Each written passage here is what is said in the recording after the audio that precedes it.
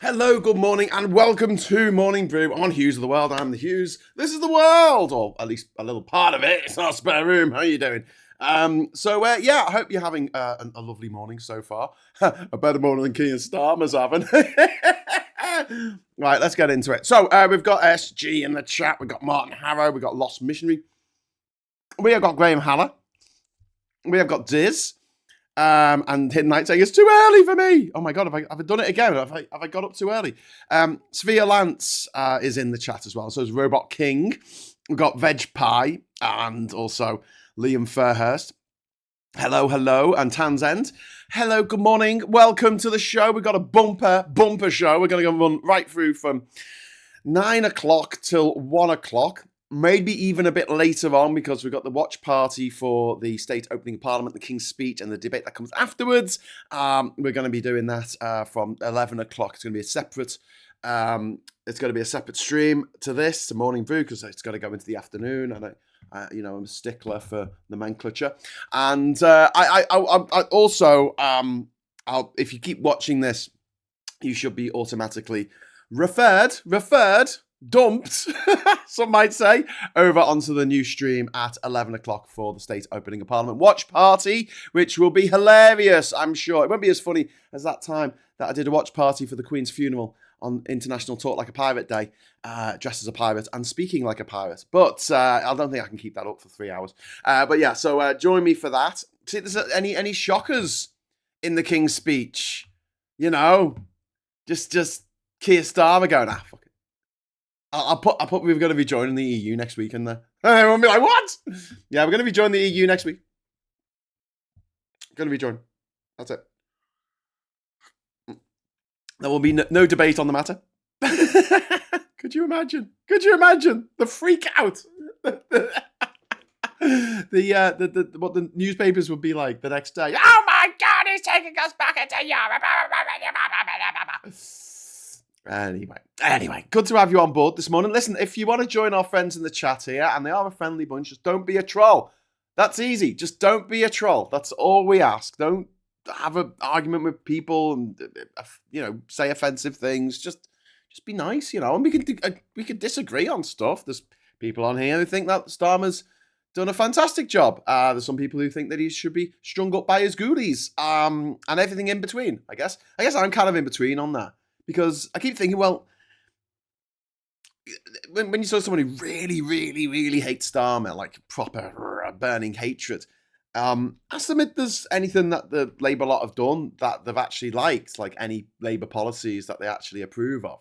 Because there will be some. And then ask them if there are any Tory policies they approved of. Because there might be gay marriage. That's probably it. Well, the Tories were doing so much better on trans rights until, Theresa May was going to bring forward the new Gender Recognition Act until the oil companies got involved. J.K. Rowling, old Jonathan Rowling, decided that she didn't like what she saw in the mirror. She looked at herself and, right, Mason, I'm going to get some plastic surgery. And she's got some plastic surgery. Didn't like how it turned out. And then she externalized all that hatred towards trans women, because she was abused by a cisgender man, which is awful. But that was a cisgender man. But in her head, trans women are not women. But once you make that link, which is obvious and true, that trans women are women, there's no problem here. There's literally no problem. There's only a problem if you're a bigoted little fuck and you have it in your head that trans women aren't women, which is cruel and demonic. It's a bit like saying these black people shouldn't be allowed to use the same toilets as me. Yeah, because that did happen in history. We'll have separate toilets, separate but equal. What's the word that means, separate but equal? We'll make up a new apartheid. There you go. Beautiful word. Means that you can't use the same drinking fountain as me because of accident of birth. I've got to say, if there is a single human being who has actually gone through the process of transitioning and getting a gender transition, a gender recognition certificate, which isn't easy. A lot of my trans friends don't have one because it's so hard to get one. Go through the whole process of that just for the joy of having to queue up 17 times as long to go to the bog because of inherent architectural sexism, which decrees that the footprint for a male toilet is going to be the same as the footprint for the female toilet. Even though the male toilet has urinals that you can piss in, female toilet needs cubicles, which take longer to get into because you got to pull your pants down and stuff. Whereas the urinals, you don't have to do that. Well, you can if you like, but you'd look a bit of a weirdo, wouldn't you? Anyway, so today we're going to be talking about Starmer's leadership struggles. I'm a bit bored of talking about this, but let's call it the coup that wasn't. As I said, I'm not saying I was right, but oh no, I didn't do that. Oh, it just came up with I was right. Actually, I need to change that, don't I? So it says I was right. Sorry, brackets. I'm going to write this down. I was right, and then in brackets. Sorry, because But it wasn't the case that there's enough people protesting against Starmer as their leader in the Labour Party as MPs. It was the case that there was not enough. They need 81 to rally around one person. And the intrinsic problem was, and always will be, until Andy Burnham comes back, is that the people who are rebelling against Starmer, the usual suspect, Ian Byrne, the MP for West Derby, Mary Foy, the MP for here in West Derby, Liverpool. Don't get West Derby, Liverpool mixed up with Derby, which is a county miles away. It's nothing to do with us. Quite re-fucky, I think, Derby. But the Liverpool, not very re-fucky in general. West Derby, their MP, and our MP here in Durham always rebel. I mean, they're the ones, in the list of the people who didn't vote with the thing that the government wanted them to vote for. It's always on the list. They're always on the list. And they're quite left-wing, which is nice. It's nice to have an MP who does care about trans rights, who does care about children who are growing up in care, who does care about what's happening in Gaza. That's nice. That's nice, right? But at the same time, those people are not going to coalesce around a balloon-faced twat like Wes Streeting, who is to the right of the party. They're not going to get behind Wes Streeting. He's to the right. When you're right, you're right. No, you're not. You're wrong. So that kind of fizzled out. I mean, if there had been someone halfway decent waiting in the wings, and this is the thing that people say, surely, out of the 403 Labour MPs, they can find a decent candidate to be Prime Minister. Surely, out of the 340 million people who live in America, they can find a decent candidate to be President.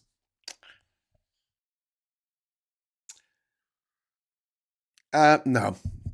You see, the problem is that anyone who wants to be President or anyone who wants to be Prime Minister probably shouldn't. There's a great line in Gladiator, great movie from 2000, in which the old king Marcus Aurelius says to Maximus Coccius, or whatever his name is, the guy who goes on to become the Gladiator, played by Russell Crowe. He says, I want you to be in charge while we transfer from a monarchy to a republic, and to that, Russell Crowe says, I don't want that job. And he goes, that's why you should have it. And I agree with that in a way. I would like to see like a more randomized setup for becoming Prime Minister. I think it should just be a lottery. Like every 6 months we have a lottery and someone else becomes Prime Minister. That'd be fucking great. I don't want it. Everyone will sound like Jon Snow at the end of Game of Thrones. I don't want it. I don't want it. You're my queen. I don't want it. But yeah, I mean, yeah. Sorry, I'm just making myself laugh here. Talking about just only making myself laugh. I think I'll put a super chat. I'll put a super chat goal up. Should we put a goal? And I can go goal. Do you know what I used to do before we got obsessed with confetti? I used to say I'll keep talking. Like I'll stop the show at 10 o'clock. But if I get no super chats, I'll keep talking. Nowadays, I think people are more likely to give me super chats to shut the fuck up.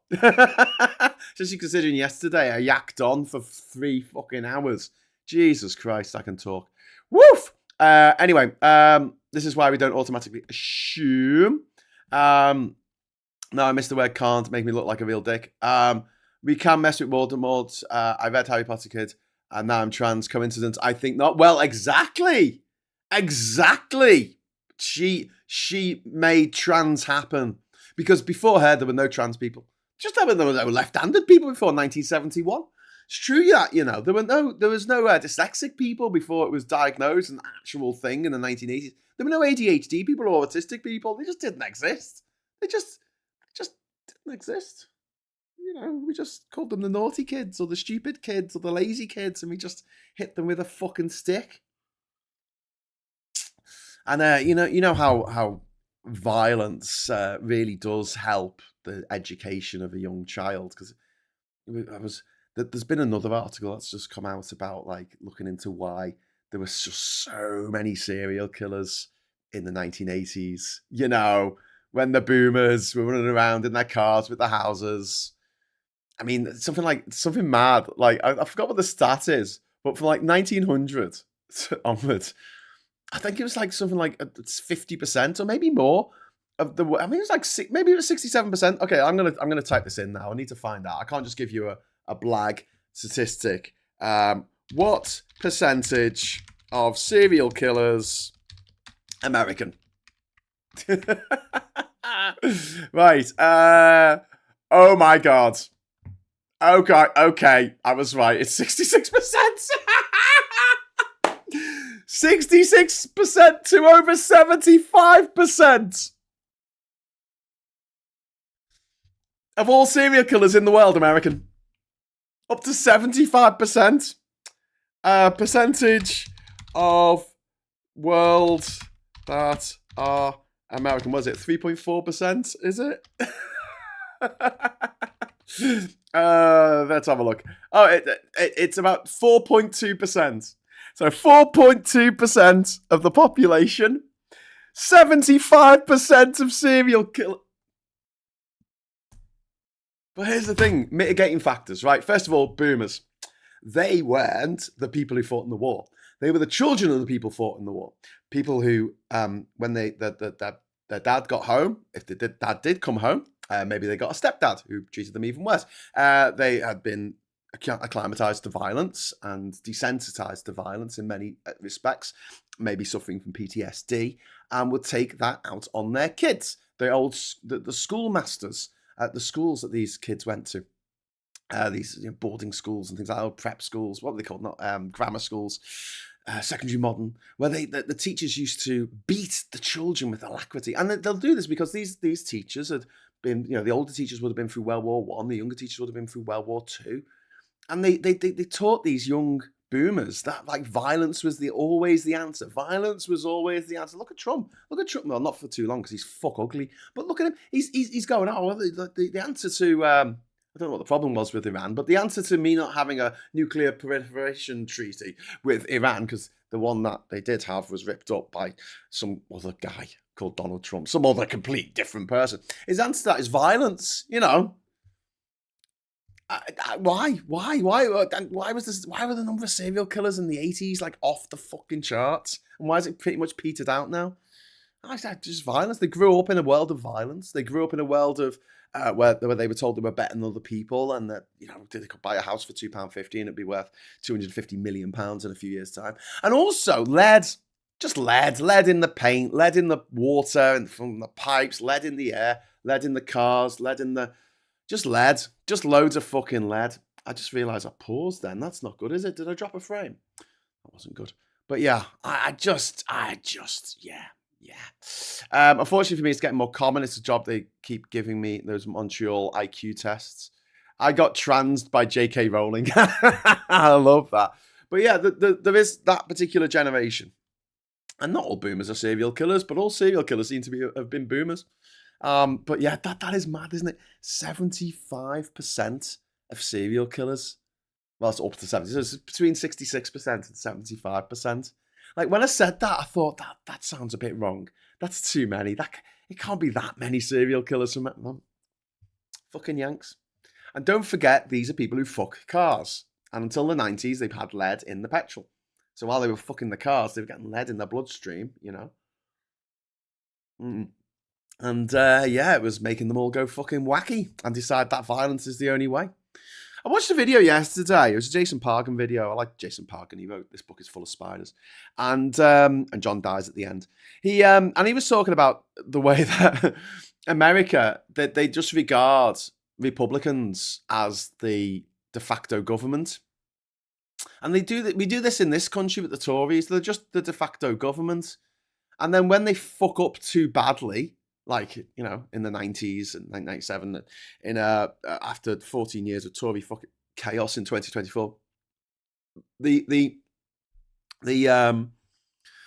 electorate goes, oh, okay, we'll let the other team in for a few years, not for long, always for a third of the amount of time we let the Tories in, the natural party of government, of course, and they can fix everything.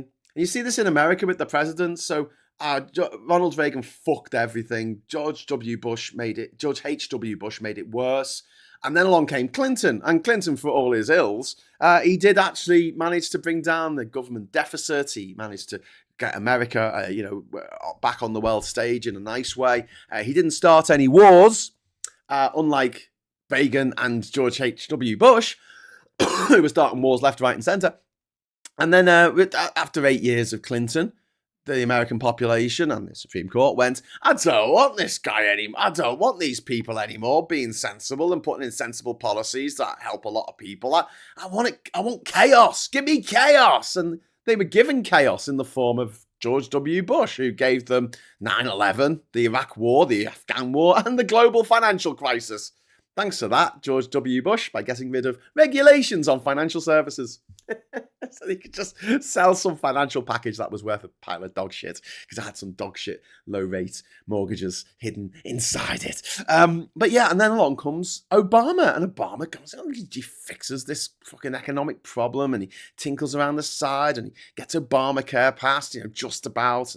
He's fighting the Supreme Court, he's fighting against Congress every step of the way. And people are like, oh, I don't want that anymore. Let's have fucking madness. Let's have fucking insanity. And so they vote in fucking Trump. And then that gets a bit much, because along comes fucking COVID, and this motherfucker leads to the death of 500,000 Americans. Someone talks about these days, which is a bit of a weird thing not to talk about, that 500,000 Americans who died. More Americans that died in the motherfucking Civil War that they keep going on about. Yeah. But he told people to inject sunlight up their arse, and I've frozen again. This is not good. I've frozen on a. Why do I keep freezing? Stop freezing, you bastard! Why is my CPU so high? What's using all of my CPU? I'll tell you what I'm gonna do. Stop using. I bet there's some update going. I bet some fucking Adobe thing is updating against my will. Update the force, Luke. Adobe One Kenobi. So what I'm going to do is oh no, that was the wrong one. That one. There you go. So that's my static morning brew picture. Does that bring down the CPU? Oh my God, that's half the CPU usage. That's half the, just getting rid of the animation in the corner there. Jesus wept. Yeah, your super fast computers. Do you know what though? It's because I'm looking now and I've got in my little tray. Well, look at the things it's opened here. Phone link. Fuck off, phone link. I don't want to link to my phone. I'm doing a show. NVIDIA. Why do we need an NVIDIA thing? No, I don't want you to display the icon in the notification area. Why would I want that? I don't want Bluetooth. Have you got Bluetooth on? Can you turn it off? Add a Bluetooth device. Remove icon. There's no way to just turn it off. Okay, cool. Right, what else have we got in here? I can eject a hard drive. I don't want to do that. NVIDIA settings. Don't want that. Stream Deck. I need that so I can press this when someone gives me a super chat. Look, super chat. Give me Stream Deck. Anyway, waves hands. This is not the update you're looking for. Yes, very good. I like that. The hidden night, very good. Graham, to be fair, if it hadn't been the fact that Florida cancelled the recount when Bush was ahead, Gore would have been president. I don't know. They did cancel the recount, and it was getting quite close, but I don't know. It's going to be one of those great unknowns of politics if they continue counting the votes, if the hanging chads had come through and allowed Al Gore to be president, although that would have been fucking fantastic. But I'm sure after 4 years of Al Gore, they would have voted for some fucking nutcase. And the same here. We keep doing this. We keep voting for the gobshites.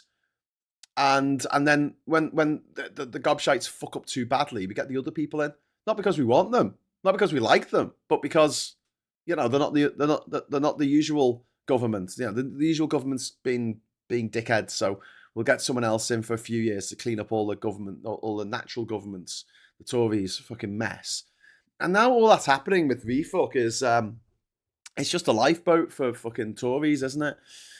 Who want to pretend they're not Tories anymore. You know, seeing Robert Jenrick and Suella Braverman last week going around going, oh, the previous Tory government, God, they were so shit. They let all these people in. And you're like, it was you. You were, Jenrick was the immigration minister. Fucking Suella Braverman was the Home Secretary, for Christ's sake. They were responsible for the Boris wave more than fucking Boris Johnson was. Jesus.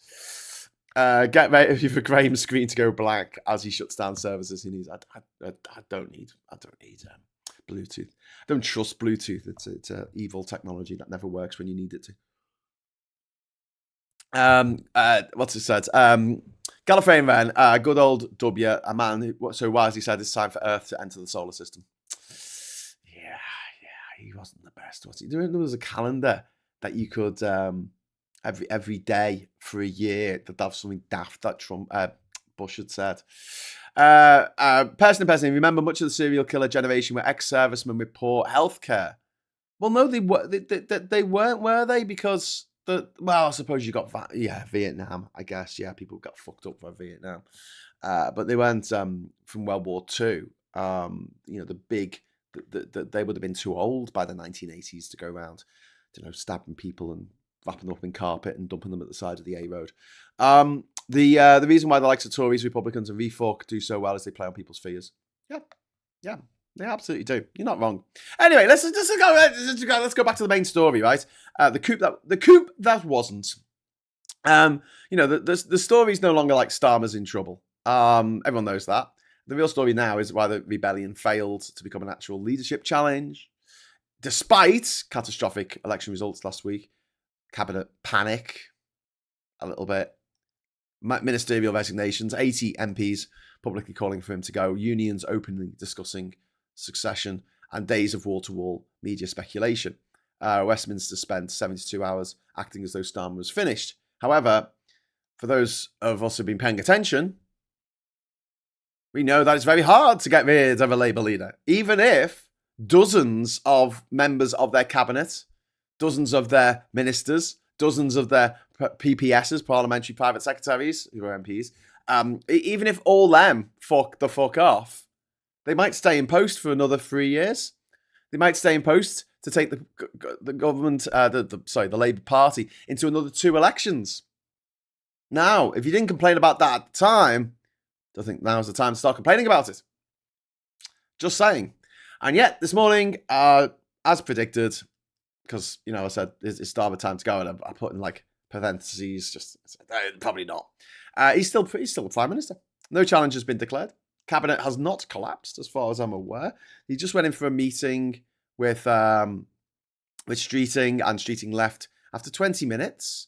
And a Labour minister has said, Nick Thomas Simmons has just told BBC Radio 4's Today programme that he says the honest truth is that there's no alternative candidate to Keir Starmer, who has the 81 signatures required to trigger a leadership contest. One of the problems that Labour have in trying to get rid of Starmer is they've just got too many fucking MPs. It's 20% of the party. So if they only have 100 MPs, they only need 20 signatures. That's easy to get. I get 20 signatures for anything. But, like, fucking, they've got 400 MPs, so they need 81 signatures. 403 MPs, so 81 signatures. I listen via Bluetooth headphones or Bluetooth car stereo connection. Cool. I have my own problems with Bluetooth because, you know, it runs on 2.4 megahertz. Is it 2.4 megahertz? Is that the one it does? Is that because it's also the one for radio fucking controlled planes and drones, and it's also the one that microwaves use, and it's also the one that the household internet users, depending on what, and it's just this fucking ridiculous frequency. Is it gigahertz? 2.4 gigahertz, probably. Anyway, whatever it is, it's the same frequency as a bunch of other stuff. So it's a really crowded area of signal, which is ridiculous. I just hate the fact that if I'm trying to get a picture from my phone to my laptop, it takes on Bluetooth, it takes about 2 minutes. Or I could just send it through WhatsApp and it just appears instantly. Even if it's high definition. Andy Burnham was seen in London yesterday. Ooh, maybe he was shopping in Selfridges. Latest versions of Bluetooth are encrypted between devices, so security is pretty tight. Well, there is an exploit that's being exploited on Apple products where you can set it so that it doesn't have to, you don't have to open the phone in order to scan it as you go through public transport gates. And hackers are hacking into that ability and using, a bit of tech to steal money from people's phones while it's still in their pocket. Yeah. So, not great. Right, I'm switching to lurk mode. This table ain't going to assemble itself. That's fair enough. I like assembling a table. I like assembling stuff. It's fun. I mean, the best Starmer can do is stay on and prove to Nigel's voters that Nigel lies. I mean, vote reform and get Starmer out. Kia said, I ain't going nowhere, punk. Yeah, exactly, Hidden Knight. That's what I think you should do as well. But yeah, MPs might dislike Starmer. Some people in the cabinet may dislike Starmer. But they dislike uncertainty even more. And do you know who hates uncertainty more than anyone else? Fuckers who buy the gilt yields, or buy the gilts and make the yields go up. So the interest rates on government bonds have gone through the fucking roof. But it's coming down now because Starmer said, "Oh, I'm staying." So Labour's rules matter. You cannot remove a sitting Labour PM through vibes, anonymous briefings, and journalists tweeting that sources say. Someone has to openly challenge the Prime Minister. They need to secure 81 MP nominations. They need to risk losing and own the consequences. And no one wants to be first through the door, especially if they don't definitely have that number of MPs behind them, and Streeting does not. Westminster politics is full of people who want regime change so long as someone else risks their career doing it. MPs were waiting for Wes Streeting or Angela Rayner or Ed Miliband to make the move, and none of them did. Streeting clearly wanted the pressure on Starmer. The resignation from allies of Streeting didn't happen accidentally. It looked a bit set up, but Streeting himself never crossed the Rubicon. Because why? Well, because launching a failed coup against your leader is political suicide. If you come for the king, you cannot miss. And Streeting was set up to miss. He just fucking was. If he loses, he's out of cabinet, dismissed, damaged, permanently branded disloyal, and finished as a future leader. He's concluded that Starmer may be weak, but not enough people like you, Wes. Because you look like the fucking autopilot from Airplane. Anyway, MPs, a lot of MPs, I think a majority of MPs in Labour do not think that Starmer can win them the next election, but that does not automatically mean that now is the right time to remove him. And as I keep saying, the best time to do it is when there is an opportunity for Andy Burnham to be in the running. Again, like he was in 2015. God, if they listened to me in 2015 and Andy Burnham had become fucking leader of the fucking Labour Party instead of that fucking, I've forgotten his name, guy, how different would it have been? How different would it have been? I was a member of Labour at the time, and I voted for Andy Burnham. The numbers never materialised for Streeting, and the anti-Starmer side, they had anger and noise headlines, resignations, but only 4 of them. And when you compare that to how many resignations the previous leader had in the June of 2016 in the wake of the disastrous Brexit vote, this was chicken feed. This was absolute chicken feed. I don't think a single member of the cabinet left. We had a couple of ministers go and some PPSs. But we got, meanwhile, Starmer's side amassed over 100 MPs opposing a leadership contest, the cabinet publicly backing him. I think that's where he would have fallen down if the cabinet had said fuck off. But the biggest problem is, and I'm going to keep saying this because it's the truth, there's no obvious successor. If Labour had an heir apparent who could actually take the role, Starmer would already be gone. I think he would have been gone a while ago, to be honest with you. I think he would have been gone after the bloody the winter fuel allowance fiasco, or maybe that time when he tried to go after disabled people's PIP. Maybe that was when the moments would come along. Anyway, but Burnham really is the fantasy candidate for many Labour members because he's northern. He's a good wool. He's not a bad wool. He's a good wool, and he's more popular. And at the end of the day, I know I feel like I'm just repeating myself ad nauseum, but he's a better communicator, And Starmer's survival strategy this week was just devastatingly simple. Just call their bluff. Instead of looking weakened, he said, either challenge me properly or stop briefing journalists. And once he refused to resign and dared rivals to trigger the process and kept government functioning and just went, this is just a sideshow to the important work of getting government to do getting government to do what the government need to do. And also there was the role of the markets in this. I mentioned about bond yields, gilt yields. And they went through the roof yesterday. They went to like 5.7%, which is a ridiculous amount of rate of return on something like 10-year bonds. I don't think it went up that much on 30-year bonds, which is just fucking unheard of. The highest since 1998.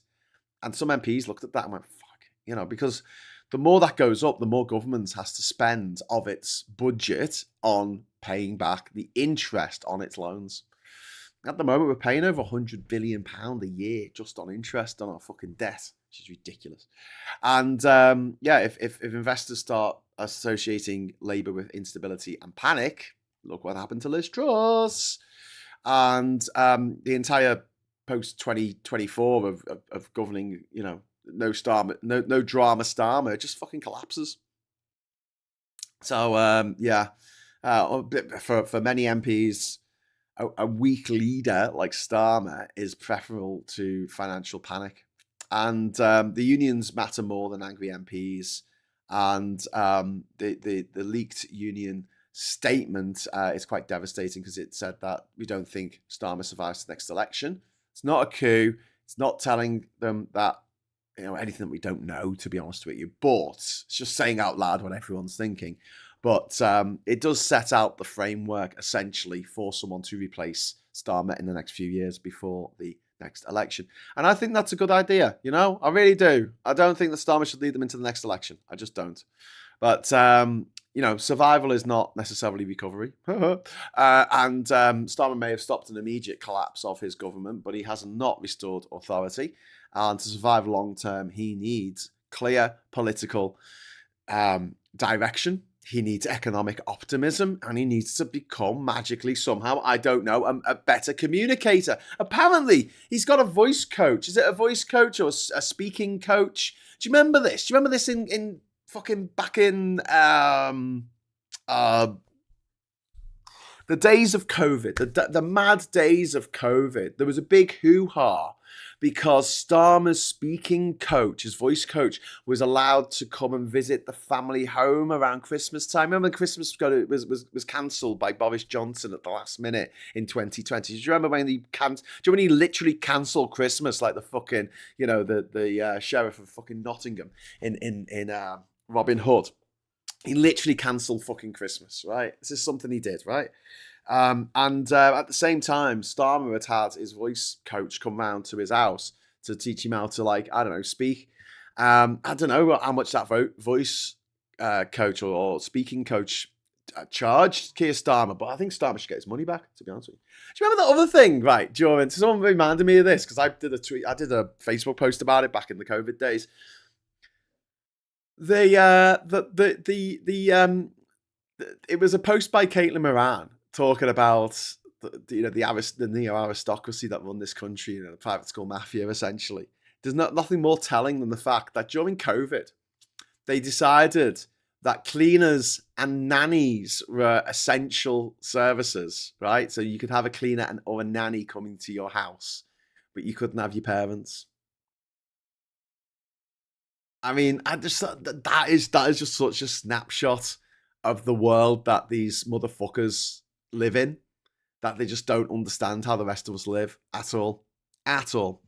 Bojo was Scrooge when he did that. He was. The only guilt market should be Fagash and his £5 million bribe. Well, something else has come out about that, hasn't it? Because there's a guy who left Refuck. There was a guy. What is it? Let's have a look. Who was it? Fucking. What's his name? Oh, what's the guy? Accusation 2 million. The 2 didn't appear there. Not Zia Yusuf. He's still in there. What's the name of the guy? Ben Habib. Ben Habib. Ben Habib.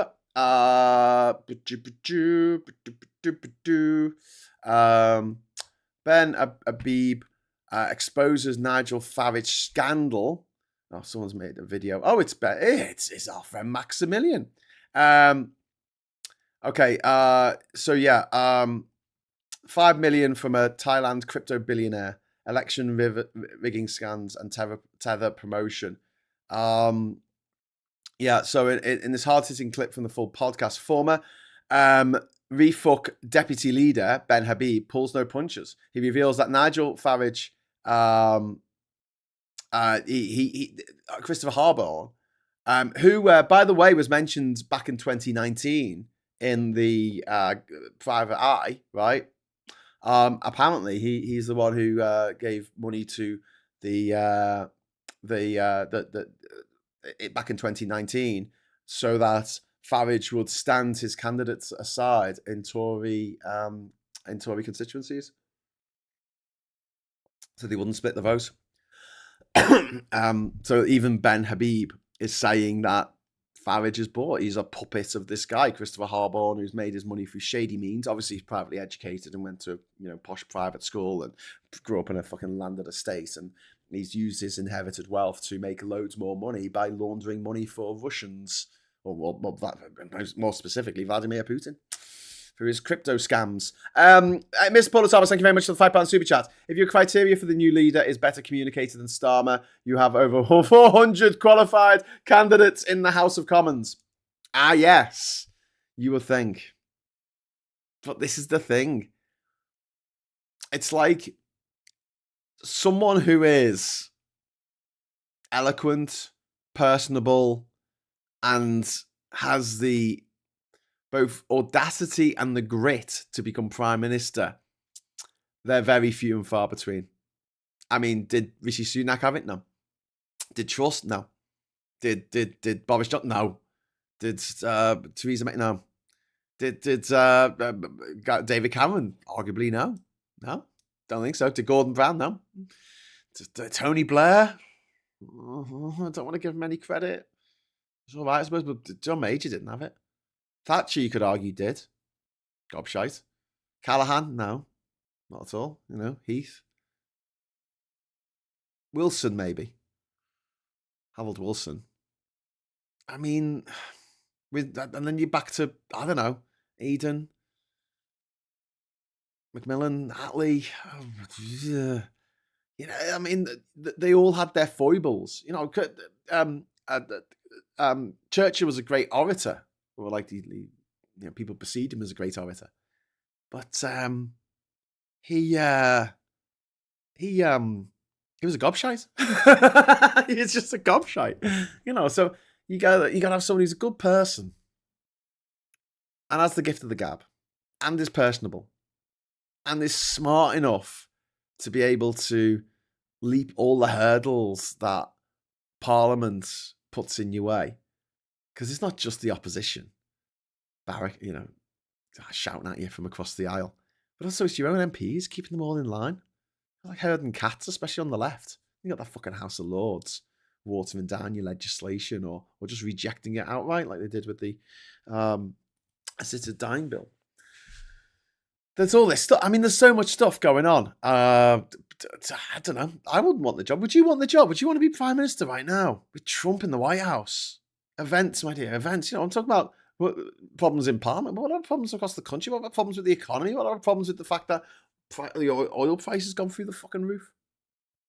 Someone shared a meme where it was like an American going, the gas in my tank used to be worth $40. Now it's worth $140. Fucking dickheads. I'm going to have to do a whole show about FIFA's World Cup at some point. Oh my God. The cheapest tickets for some of the matches are $1,000, you know. That's just mad, isn't it? Isn't that just fucking crazy? What about PM Ali G? Was it because he is black? Says Paulie Donkey. Yeah. The media has a lot to answer for. They turn politics into some kind of reality TV where they need twists constantly. The Tories started all this. Yeah. But then again, you've got to put stuff down on Starmer for not tackling this. You know what? In this King's speech, right, I will be very impressed if it includes, right, the media's out of control. Social media's out of control. We are going to bring in rules, regulations, guidelines so people aren't bullied to the point of suicide on social media sites, so that these foreign entities can't pay for billions of bots to spread their bullshit, to make people think that there's a majority opinion believing some fucking nonsense about people coming across in boats, or whether it's the EU making our, eggs the wrong shape, or whatever the fucking nonsense people are coming out with right now. It's always people who are anonymous. Have you noticed that? The people with the copy and paste, facts, little graphs that they have, the EU's doing really badly. No, it's not. If we'd been part of the EU, we'd be fucking monstering it right now. But the reality is, have a look for yourself. 2007 to 2022. That's what I want you to look up, right? Have a look at our GDP in 2007 and our GDP in 2022 in US dollars. Tell me it doesn't say 3 trillion for both of them. 3.1 trillion in 2007, 3.1 trillion, 3.11 trillion in 2022. That's 15 years, my friends. 15 years our economy just sat there doing nothing because of the Tories. Well, first of all, it was the shock of the credit crunch, but our economy was recovering at that point. You can see it. There's an upward trend. But then the Tories took over, austerity, fucking devastating for our economy. Then the Brexit, absolutely devastating for our economy and for inward investment. Then the tackling of COVID, absolutely devastating. They were giving billions of pounds to their mates for PPE that didn't fucking work.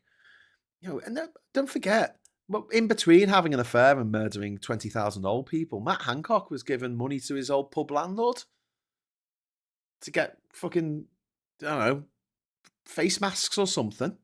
The VIP lane is just fucking ridiculous. COVID was the biggest transfer of wealth from us to the wealthy that's ever happened in history. That happened under the Tories. And then, if that wasn't enough, they brought along the bloody Trussonomics. Made spending cuts, tax cuts without fund, unfunded tax cuts. What the fuck are you doing? What are you doing?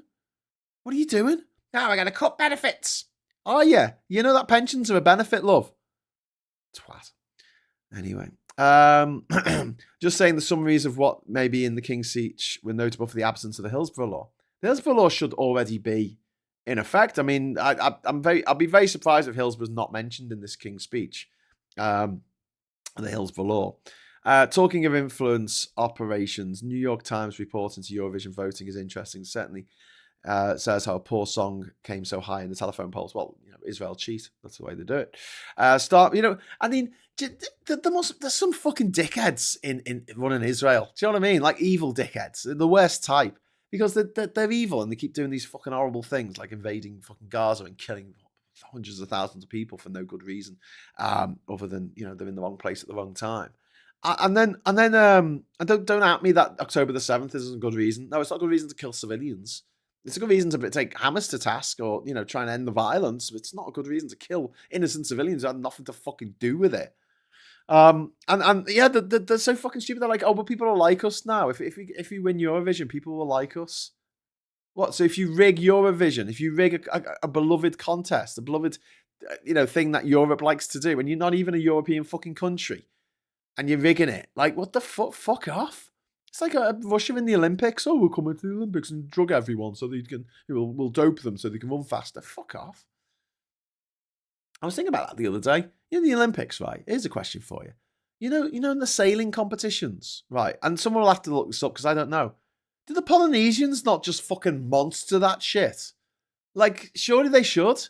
Or is it because in order to compete in the Olympics, you need a specific type of yacht, a sailing boat, a laser craft, or whatever they call it, that is just ridiculously expensive? Because I'm sorry, but there is absolutely no way in the world whatsoever that any other group of seafaring people are more seafaring savvy than the Polynesians who grow up on the fucking water. It's just bizarre. It's like meeting someone from Namibia who's fucking world class at skiing. You just don't expect it. Not because they might not be good at skiing, but there's not much terrain there for them to ski on. It's a fucking desert. So she could ski on the sand. I don't know. Always worth linking those COVID expenditures to levels of government bonding. Yeah. What, you mean the debt going up because of the fucking Tories? Farage has apparently sent a legal letter to Ben Habib over baseless slander, saying about this corruption, this absolute fucking corruption at the heart of at the heart of the. It's interesting. This I can't find any news story about it. It's all playing out on social media and no one's mentioning it in the news. Like nothing comes up. Nothing comes up. That's crazy, isn't it? It's kind of cool that when I type in reform corruption accusation Ben Habib, the number one video that comes up is Max's. That's brilliant. Yes, Graham, it's specifically a type of craft. Be funny if the Polynesians were only using 20% of the power not show up anyone else. Yeah. There you go. I reckon those Somalis would do well in sailing. Nah, not in sailing. Not in sailing. They had like a powerboat race. Yeah, absolutely, they'll do quite well. And they had like obstacles to go around and stuff. So that's good. That's good. So yeah, anyway, I'll be lurking for 10 minutes as I'm shackled to the sewing machine. I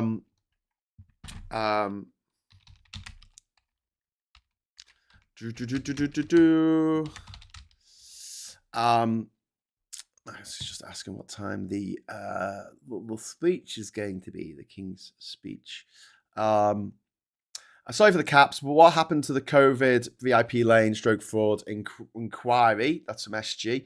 Yeah, good question. It's still going on, apparently. They've still got the inquiry going on, but I don't think anyone's ever going to go to jail for it, which is sad and dispiriting, because they fucking should go to jail for it, because they're fucking scum and they stole money off the taxpayer and gave it to their fucking mates. And it looks like the only person who's going to actually go to jail for it is maybe Michelle Mahone, but I don't know. Is she? I think she's still a fucking member of the House of Lords, to be honest with you. I don't know. It's just, yeah. It's kind of crazy. It's kind of crazy. But yeah, it's not that much fun. A wee bit for Dizz's confetti fix. Oh, thank you, Alistair. That's very kind of you. Not gonna lie, the Russians for the Sochi Olympics literally building the drug testing laboratory with a trapdoor is pretty boss. Yeah, if you're gonna cheat, you'll do it properly. No half measures. Farage is the big story. Instead, we can only talk about Starmer. Well, it is a bit odd, isn't it, that no one's mentioning the corruption. Yeah. So I'm just setting things up for you because, I love you. I'm going to set things up so we can go straight over to the state opening of Parliament in an hour without you having to do anything. You can just stay where you are. It's all good. And do you know what else is good? Saz's contribution of £2. Thank you very much to Saz there. Thank you. You mean the deficit has increased due to the Tories? Yeah. Oh my God. We just got a mega chat. We just got an actual live mega chat. Woo! Thank you, Ori_DT. Thank you very much for the £50. Oh my God, howdy. Long time no see. Sorry about cancelling the membership, Graham. Money is tight, especially now that I'm a uni student. I've been up all night working on my assignments, and now I get to go to sleep listening to Morning Brew. Oh, fantastic. Okay, thank you so much, Ori. That is really kind. Keeping the channel alive. That is really, really fantastic. Thank you so much. That is really very, very, very kind of you. Yeah, a big shout out to everyone in the chat. Listen, you're a wonderful bunch of human beings. You genuinely are, and I need to do this. I need to do this, not to make money, but to just keep sane. And you do that. You keep me sane, because I know that when people are talking in the chat, and we might not agree on everything, but I mean, we agree on the important things, like, people's rights and dignity is important, and we shouldn't judge people on their sexuality or their gender or their skin color or their religion, the stuff they were born with. We should judge people on their fucking actions. And when Tories act like a bunch of twats, when we fuckers act like a bunch of twats, we need to call them out on it. So thank you for joining me, and thanks for not getting too upset about me swearing all the time, because I do that. But now is the time for getting the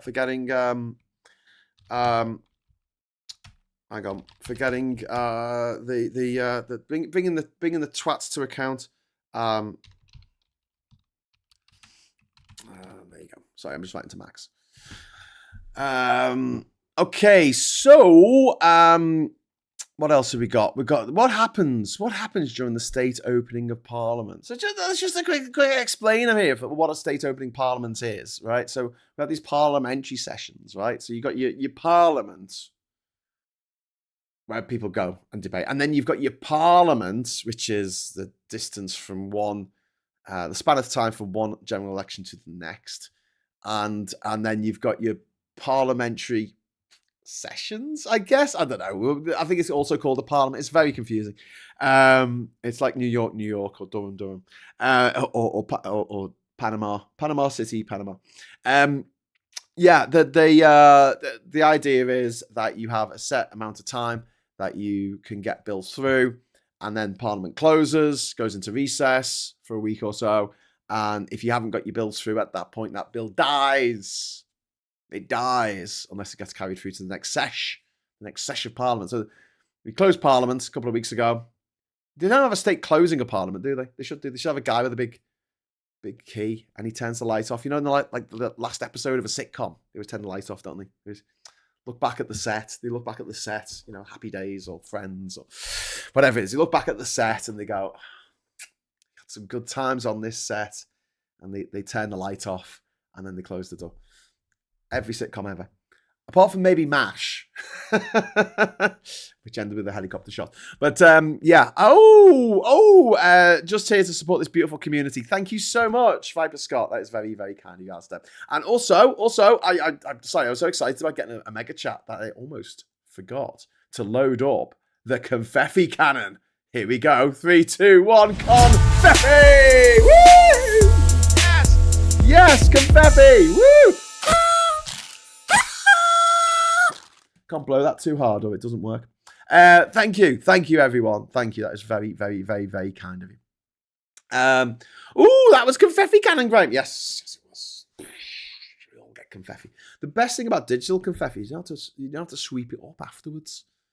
When I was a choir boy at my local church in West Derby, Liverpool, St Mary the Virgin, because to differentiate her from St Mary that might have been a prostitute, she they had weddings there, and they had a no confetti rule, and the reason why was because that fucking stuff, the paper stuff that they use for confetti, right? If the ground is slightly damp, it just welds itself to the ground. You need like a pressure sprayer to get it up.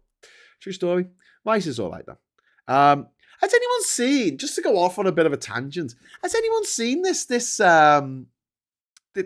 trend for people who get married to have the wedding cake put in their face? I think it's like some manosphere trend. Has anyone seen this?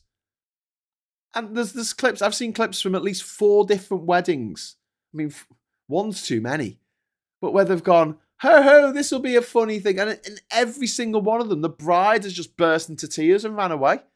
I mean, talk about fucking red flags. They picked up a bit of cake and pushed it into the wife's face, or pushed the wife's face down into the cake and gone, and then all their twat jock mates like Trump and that, and Hegseth and Kash Patel. And the poor bride is like, she spent so much money doing her hair and doing her makeup and for a big day, and they do this. The fuck is wrong with people? What the fuck is wrong with people? No wonder people say all men. Yes, all men. It's an Italian-American thing. Is it? Is it? What, like smashing plates at a Greek wedding? I mean, it would be a bit different if you smash the plate over your bloody bride's head. I avoid weddings like the plague.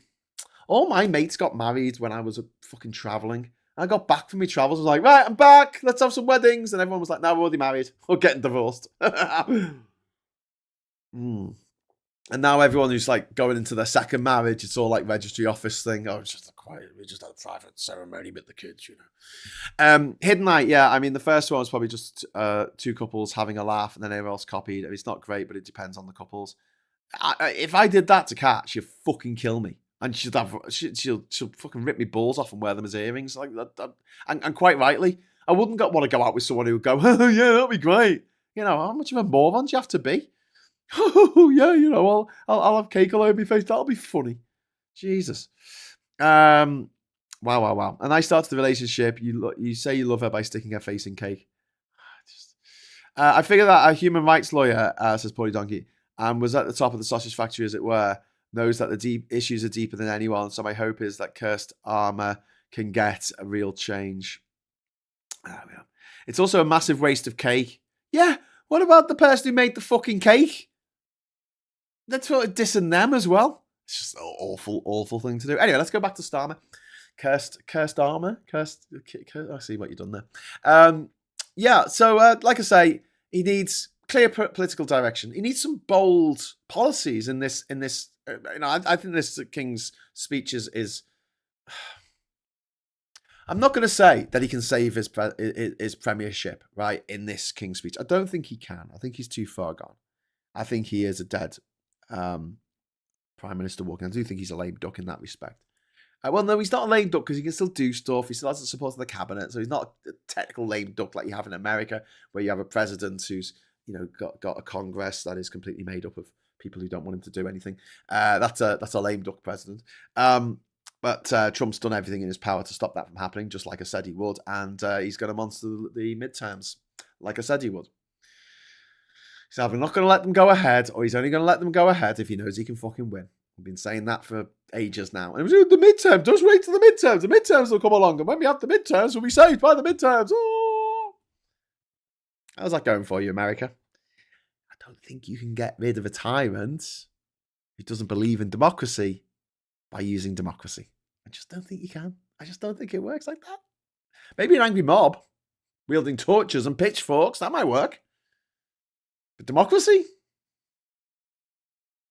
You're trying to get someone to play by the rules of the game that they don't play by. And they're like, haha, well, we'll get him with the rules. We do this time and time again on the left. We did it with Boris Johnson. We did it with Nigel Farage. Let them all get away with murder. But we'll get them with the rules of the game. Ha-ha! But then the rules, they're like, no, we can't do anything about this.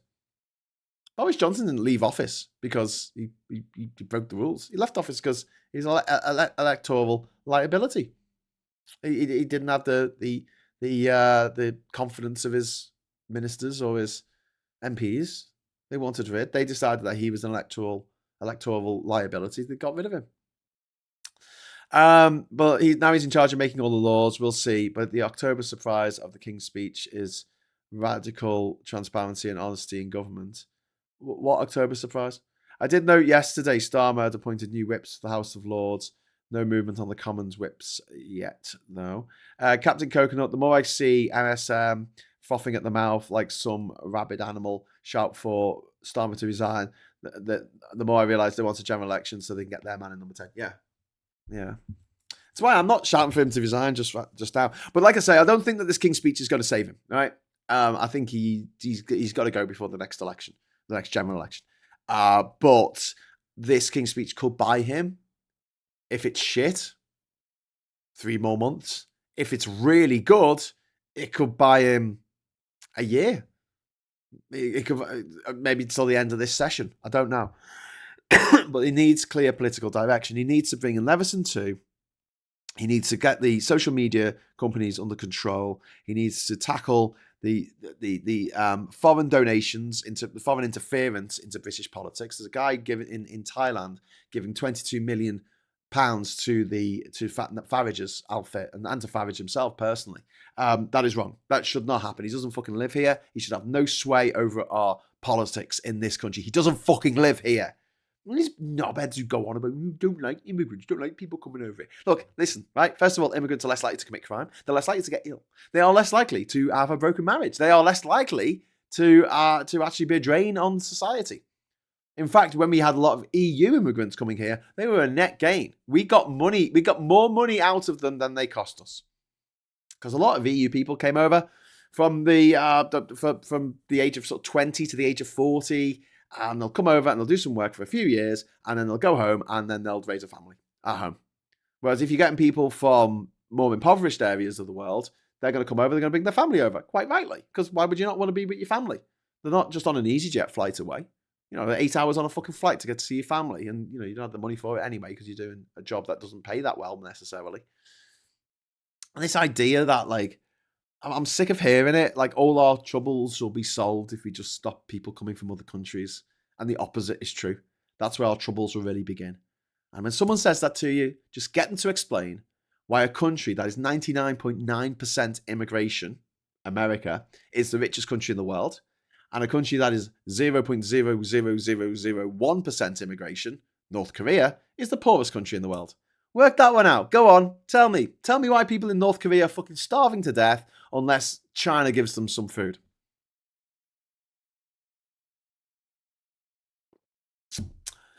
I'll wait. Anyway, so yeah, we also something that we need to see from Starmer is what's the word for it? Triangulation? That's not the right word, is it? Basically, stop trying to appease reform voters, centrists, businesses, liberals, and traditional Labour voters all at once, because it just creates an ideological mush, and you can't keep them all happy. Just go full tilt against the refuckers. That's what we need. That's what we need right now. We want a breath of fresh air where it's like, no, fuck them. They're wrong. This is why they're wrong, and show that they're wrong. And also, we need visible improvements happening quickly. But we've seen this with NHS waiting lists. We've seen this with the cost of living, which has, you know, improved under Labour. We're better off than we were 2 years ago. Not massively, but we are a little bit better off. They have brought down the energy bills. These are tangible outcomes that Labour have actually done. If you talk to someone and say, you know, unless you're trans, is your life demonstrably worse now than it was 2 years ago? If they're being honest, they'll say no, it's not. It was probably worse under the Tories. At least stuff is getting done now, and those waiting lists are coming down. But you know, these people, I know people who've been waiting like 2 years, 3 years to get a hip operation or a knee operation, and they finally got it under the Labour government, and yet they're still going to vote for refuck because of the immigrants coming and stealing their knees or something. I don't know. And I think the one thing that Starmer needs to do but can't do is just rebuild an emotional connection, because he just sounds like a fucking robot, a sad robot that doesn't have the ability to feel sad because he feels no emotions. So he's just, he sounds like a sad robot that's frustrated at the fact that it can't feel emotion, it can't feel sad. It's not quite Marvin the Paranoid Android, but like a more stilted version of Marvin the Paranoid Android. You know, he just sounds like a civil servant, like explaining a fucking spreadsheet. And not in an inspirational way, like Martin Lewis. You know, we're talking about a political leader that inspires people. That's what we need. But you know, the optics today, the King's speech, kind of good optics. Got pomp, haven't you? Ceremony, all that bullshit. Also, it smacks of authority and seriousness and normality in governing. I don't know. I don't think it's bad timing that the King's speech is happening now. I think for Starmer, it's quite fortuitous timing. That is the King's speech, the state opening of Parliament is happening today.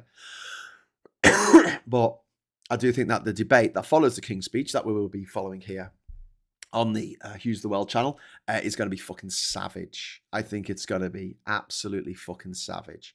And, you know, look, And there'll be things to watch carefully for during the King's speech. There's going to be heavy emphasis placed on immigration. I mean, Labour could stop the small boats tomorrow by offering safe routes to this country.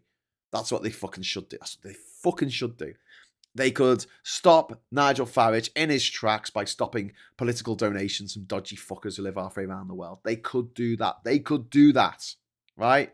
They could bring in, a great British energy bill.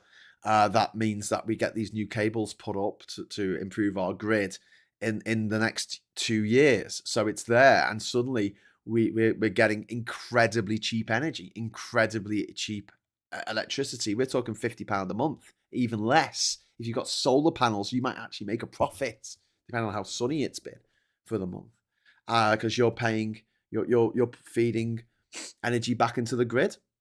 Not a lot, but I mean, what do you want? Do you want a bill for fucking 500 quid for a month's worth of fucking energy? Or do you want a check for fucking £7.49 and your energy was free? Thank you very much. Sounds great to me. But these are things that I think Labour should do. Absolutely, they should do.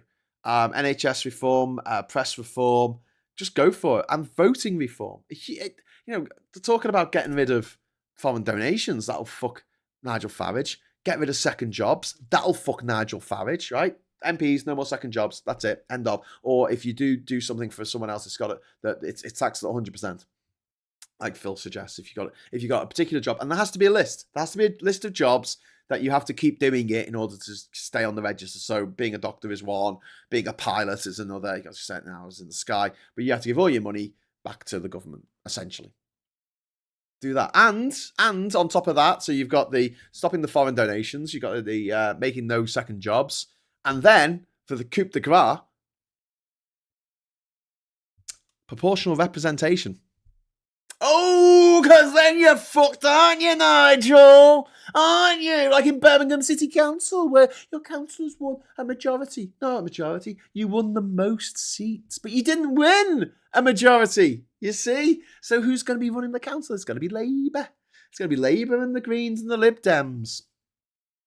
The traffic light colours of politics getting together. There's no blue in our traffic light, mate. You twat.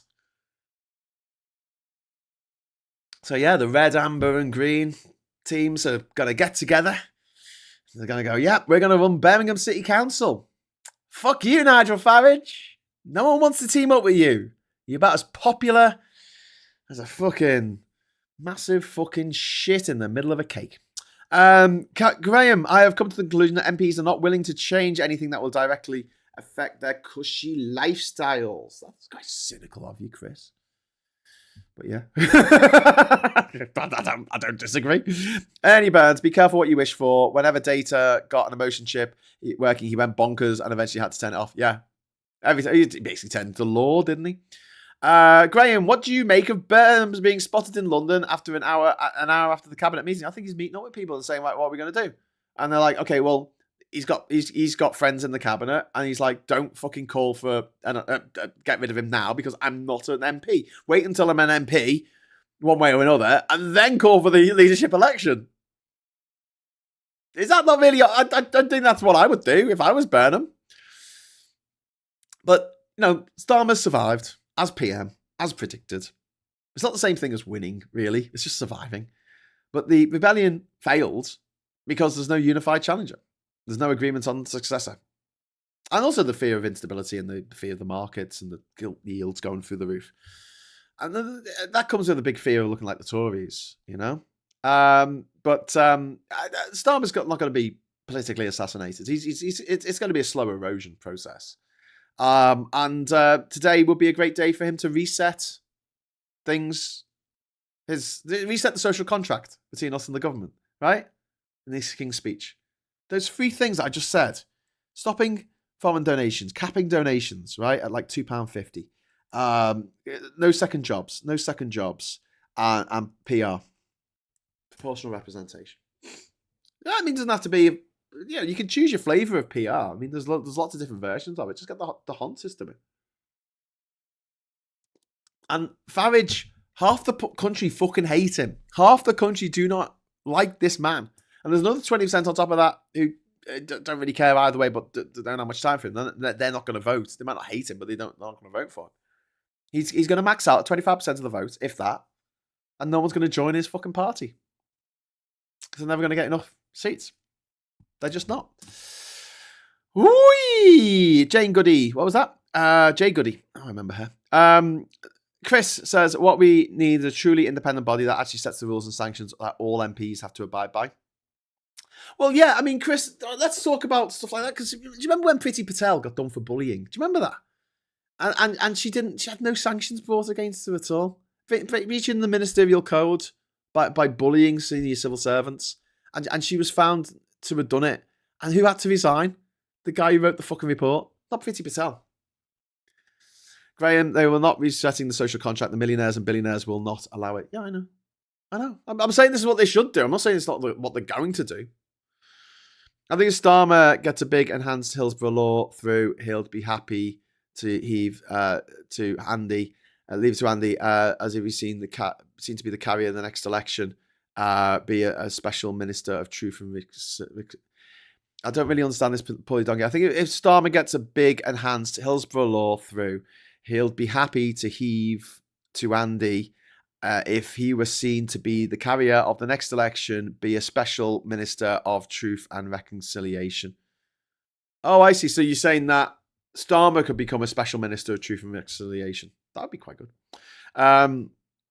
Janie Godley was a Scottish comedian. Sorry, I thought you were talking about Jade Goody. I didn't see. I think it got deleted. I didn't see the message. But Janie Godley was fucking great. I want to. Right, do you know what? If I was independently wealthy, a nepo baby, a trust fund kid, and I had time on my hands and I could do big political stunts, I would turn up to the World Cup, right, in a Team USA shirt, a custom-made Team USA shirt that says on the front in big friendly letters, Trump is a cunt. I'll turn up at the airport wearing that just to see what happens. I'll probably have to spend 6 months in jail, but politicians basically mark their own homework when it comes to applying the ministerial code to themselves. Yes. But even when they get an independent adjudicator in to say this person broke the ministerial code, they go, I don't care. Well, the Tories do anyway. David Faulkner, thank you very much for the 38 Hong Kongian dollars. Winters here are bright blue and sweet cool, but summers are unbearable without hot fans and AC. Expecting the electricity bill to be a third higher. Well, it's the other way around, isn't it? Here in the UK, because we spend a lot in the winter on fuel to keep places warm. Our drafty old Victorian, terraced houses. Paulie Dongy, I think if Starmer gets a big enhanced Hillsborough law, I've read that one. Ernie says MPs not allowed to work in media specifically. That should include as newspaper columnists. Also enforce broadcasting regulations. Yeah, anything that they get paid for. But yeah, they shouldn't be allowed to appear in the media. Not to host. Sorry, they can appear in the media as a guest to talk about policies and stuff, but they can't actually be a host of these shows. Chrissy, breaking it. That's not breaking news, Chris. I just said it was 20 minutes. Did I not say it was 20 minutes? Yeah, you had 20 minutes. 17 minutes. Quick meeting with Wes Streeting. But there you go. Chris Mason is saying, with Starmer's authority crushed, here's where things going to stand in a state opening. Yeah, it's not like Chris Mason to sort of over-egg the pudding that much. But there you go. Strange vibe in Parliament as questions continue over PM's future. Well, I mean, I think I hope the media get bored of this, but that if I was kind of like a little bit more cynical, I would say it's a bit odd that after Nigel Farage gets this £5 million bung that finally comes out from a foreign businessman or foreign-based businessman living in Thailand, it's a bit funny, isn't it?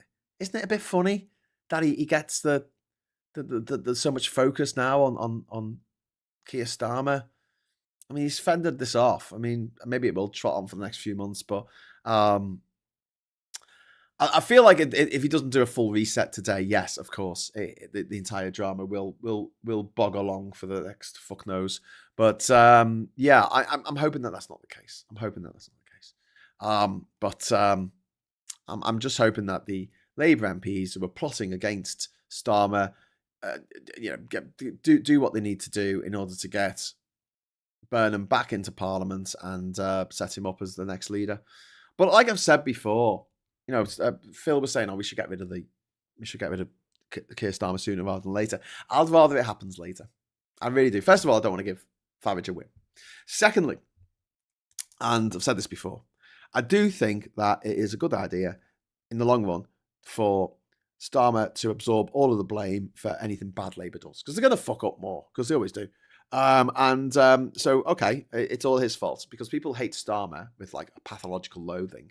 Which, I reserve for Crocs. So, I mean, fucking hell, they must really hate this guy.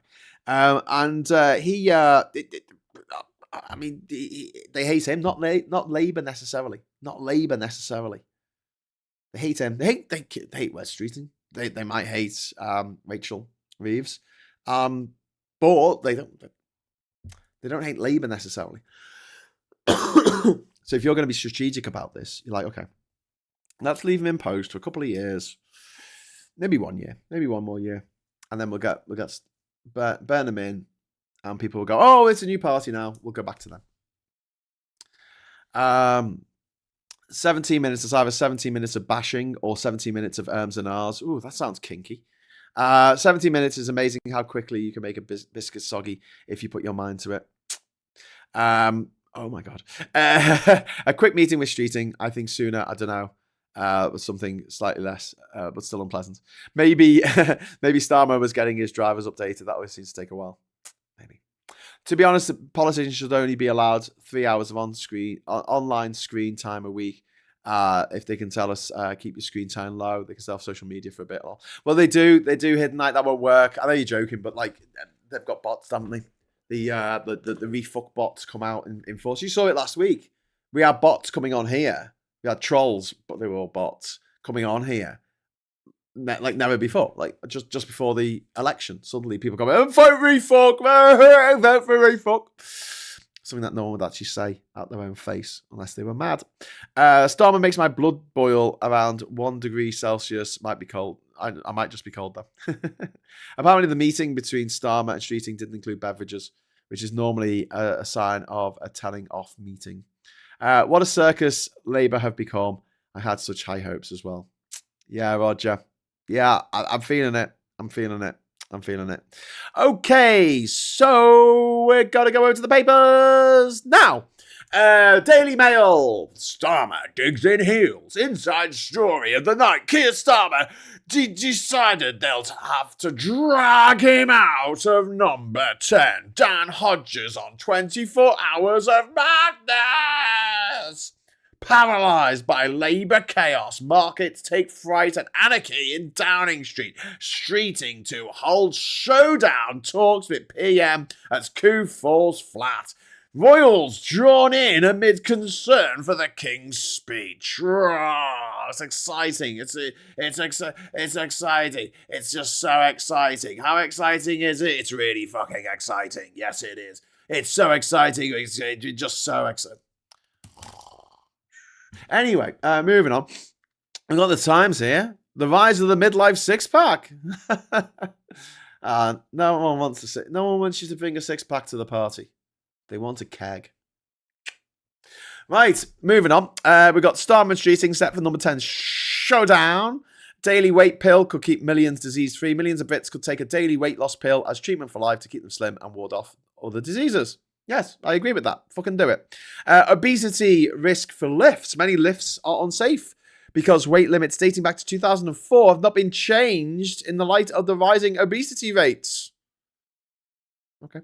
Financier Inquest, the boss of the group that owns Majestic Wine and Curzon Cinemas, oh wow, was found dead in a locked room after asking his wife to stab him.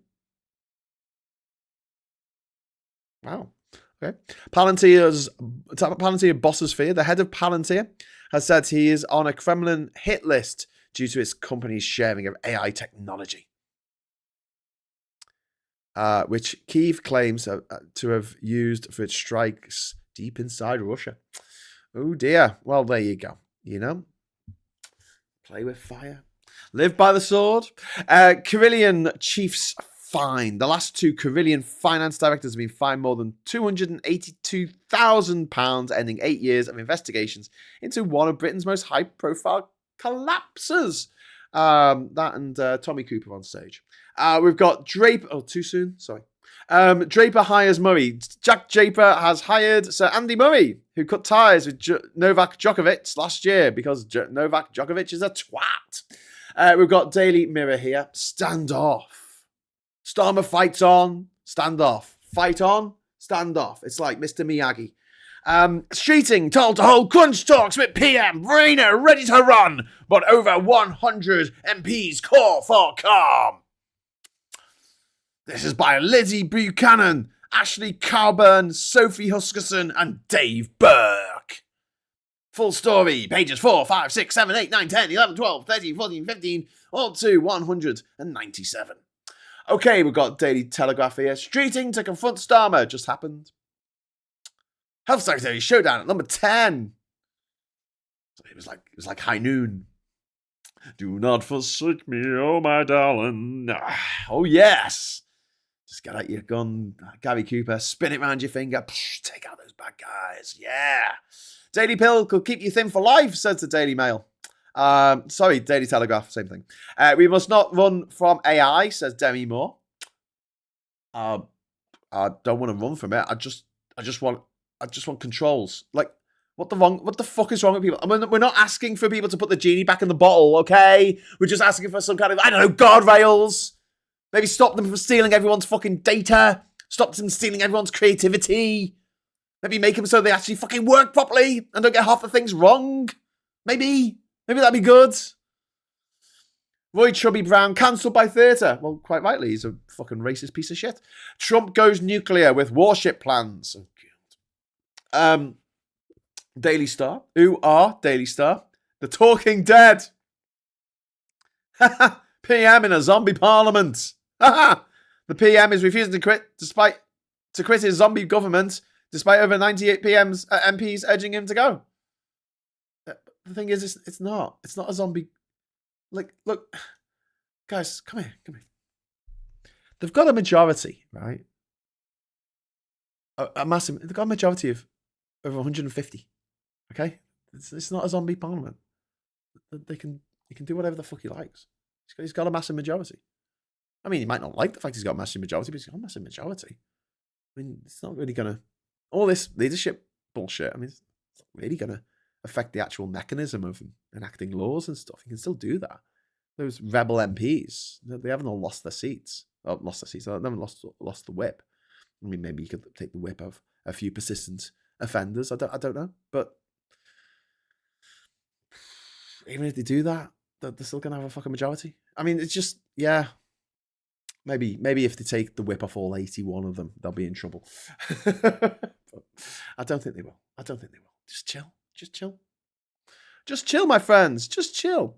Here's the Daily Express being very chill. For the good of your country, go now. For the good of the nation and the millions of people he represents, the Prime Minister must resign. Well, he's not going to represent them anymore, is he? Anyway, number 10, Downing Street.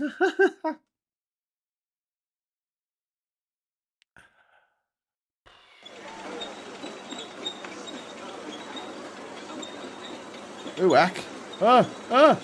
It's coming right for me. Phew. Oh, I just hid. Can't get me. You gotta get pretty fucking early, Mr. Tank.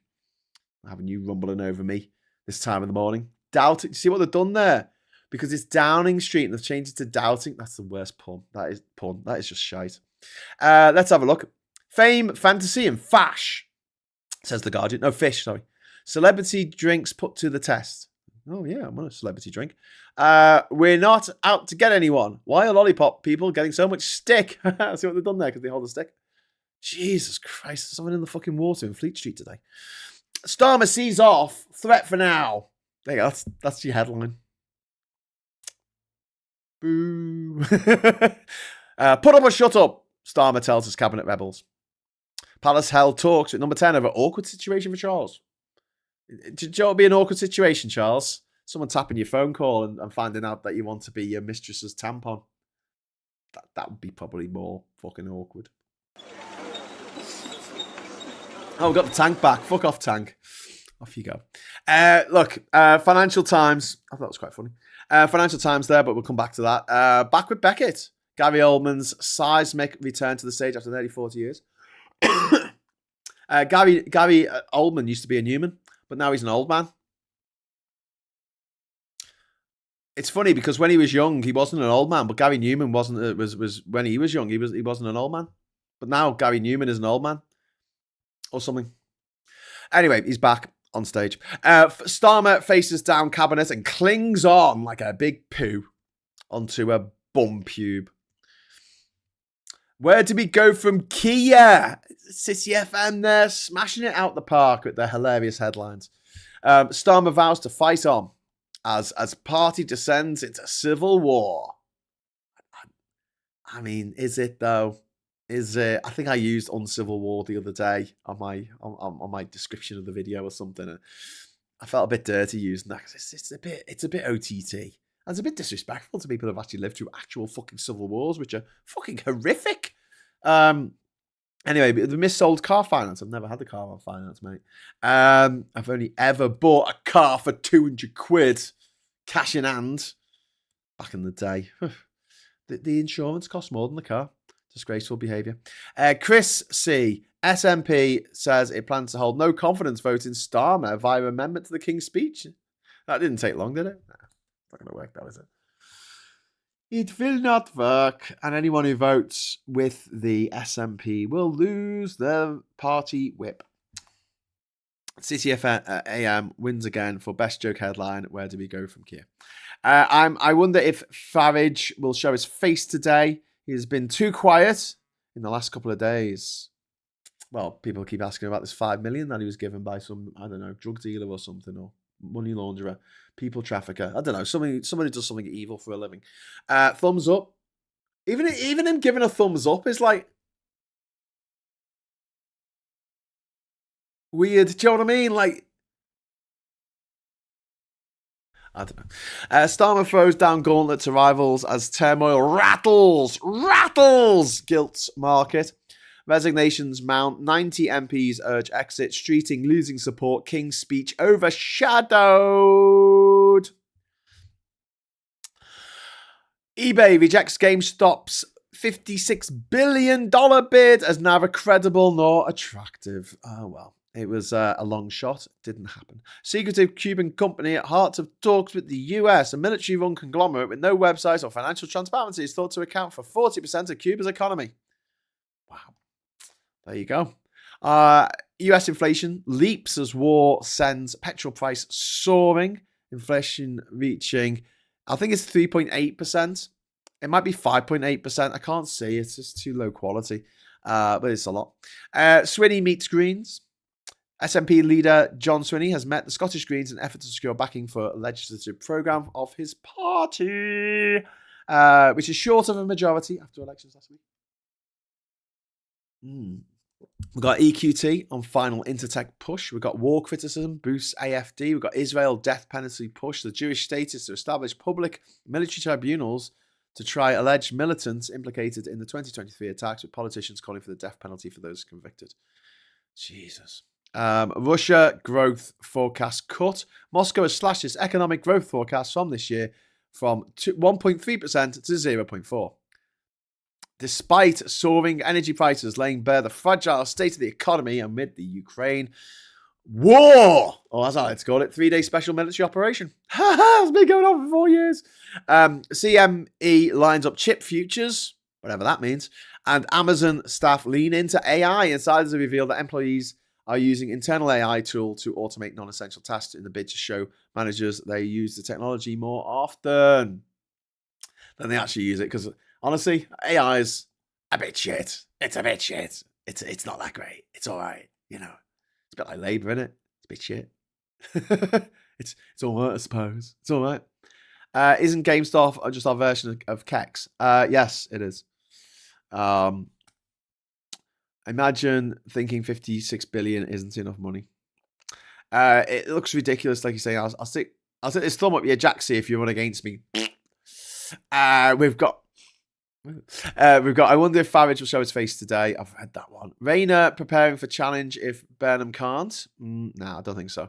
Me neither, Graham. I get so many calls telling me I'm entitled to a refund. Oh, cool. I love the fact that we could get a refund from the things that we haven't done. Would love to how to know Kex is still a thing, especially the prices they charge for secondhand computer components, damn near the original price. Yeah, and for games, you know, you buy a copy of, I don't know, the new Pokemon game on for the Switch. If you buy it on online, it's the same price as you buy it secondhand from Kex. But more people are just downloading the games now, aren't they, rather than getting the actual card. I do really like the Nintendo Switch 2, I've got to say, because it combines two things, doesn't it? Because it's a handheld game system, like the Game Boy, like a very advanced Game Boy, but also it's what's it called? It's also a thing that you can plug into your TV really easily. It's not like you've got to unplug cables all the time. You just put it in its little cradle. What I want, right, is you see how my phone here has got like this case on it with the thing to hide the camera, and it's got a little ring on it, so I can put my finger through the ring. So if someone tries to grab my phone off me, they'll break my finger. Yay! I want something like this, right, that my phone sits in, but it's got a controller here and a controller there. Do you know what I mean? Like, so I can use this out the side. So I've got like a little joystick toggle over here, and I've got like an A, B, X, Y button on this side, and I can play video games on my phone. I'll push my phone, and obviously it'll have to be slightly different depending on what make of phone it is, because they're all like a few millimeters different depending on, the curve, the bevel is slightly different. But I would like that, something that you just put your phone in, and it slides it in, and it goes into the USB. And then it works as a thing. Does it exist? It should. I'd make billions. If I had money to make stuff, fucking hell, I'll make billions. I was thinking about stuff like that when smartphones first came out. Nintendo's games are always expensive. They don't allow retailers to do deals. Oh, that'll be it then. But yeah, choose your games wisely. We had a game station that was bought by Game, and Game was bought by the Frasers Group and is now found inside Sports Direct. That's really weird. It's the only sexy thing who work at Kex have got. Don't take it away from them. What's the only sexy thing? It's all the people who work in Kex are sexy. And we've got Paulie Donkey. AI is rapidly growing. We're basically where PCs were in 1980. In 1984, there was suddenly the Macintosh. AI today is not AI tomorrow. Yeah, but they're selling it like it's, you know, like it's going to transform absolutely everything. And, you know, if they get the amount of errors. I said that in a weird way, didn't I? If they get the amount of bullshit down to 1% bullshit, it's still 1% of bullshit, so you can never trust it. I don't think it's ever going to get to 100% bullshit free, because it just makes stuff up all the time. It's a bit shit in that respect. Try get it to make a chart. Go on, make it to make a map. Get it to make a PowerPoint presentation with graphics. Get it to make it's just shite. It just can't do it. It can't handle it. It can't handle data in the way a human brain can. You tell it to make a map of something, it makes something that it thinks looks like a map. It's an approximation of a map. It's fucking shite. I had a Sega Game Gear. Ooh, you're a fancy boy, were you, with a Sega Game Gear? I just had to do it my monotone Game Boy, my monochrome. Sorry, not monotone. That's Keir Starmer. Hello, I'm Keir Starmer. I've come to tell everyone that I'm very excited to be here today at the state opening of Parliament, and I'm very upset with everyone who was very upsetting, and now I'm very happy. This is my upset voice, this is my very happy voice. You might think that it sounds exactly the same, whether I'm ecstatic or whether I'm in the pits of despair, but it doesn't. Inside, I'm just a burning fire of love and hate. A cauldron. Sorry. he's the most boring man, isn't he? Anyway, bloody lefties. I don't know, getting into power and giving us more rights. More than 100 MPs have not said anything either way on Starmer's leadership. Just saying. So what else have we got in the chat? Jimmy, I had every console ever made when I worked at Sony. I collected them. Ooh, did you have a virtual boy? Did you get car sick? Did you puke while you had your virtual boy strapped to your face? I remember having nearly every console growing up. I think my first console was a Sega or SNES.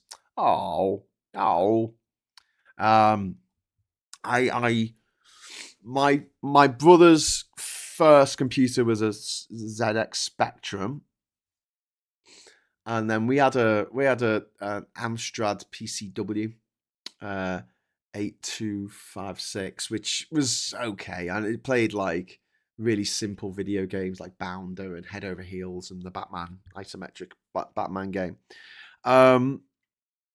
But yeah, it was my Game Boy, really. That was my first console that I must have got in 1990, I guess. I would have been 11, I think. With Tetris and Super Mario Land.